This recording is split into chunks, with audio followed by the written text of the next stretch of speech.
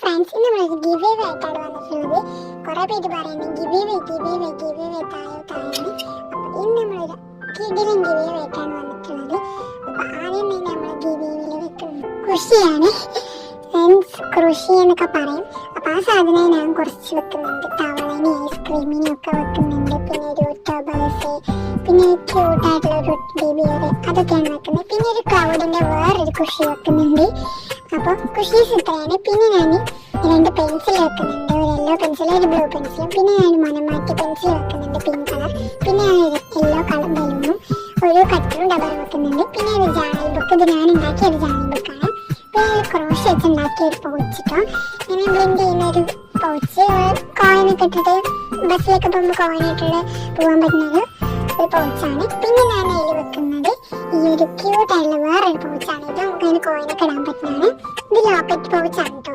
പിന്നെ ഇത് ഒരു ജാണലും ക്രാഫ്റ്റ് ഒക്കെ ചെയ്യുന്ന ആൾക്കാർക്ക് വരുന്ന ഒരു ടിഷ്യൂ കളർ പേപ്പേഴ്സ് ആണ് കേട്ടോ.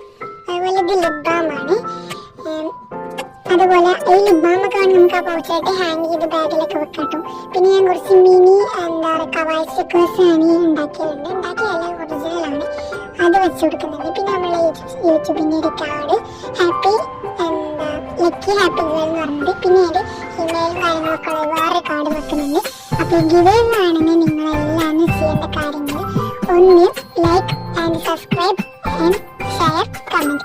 ഇതൊക്കെ ചെയ്താൽ നമുക്ക് ഗിവ് കിട്ടും. പിന്നെ ഗിവ് നമ്മൾ കൊടുക്കുന്നത് 1K സബ്സ്ക്രൈബർ ആയാലാണ് കേട്ടോ. അതുപോലെ തന്നെ നമ്മുടെ ഈ വീഡിയോക്ക് ഒരുപാട്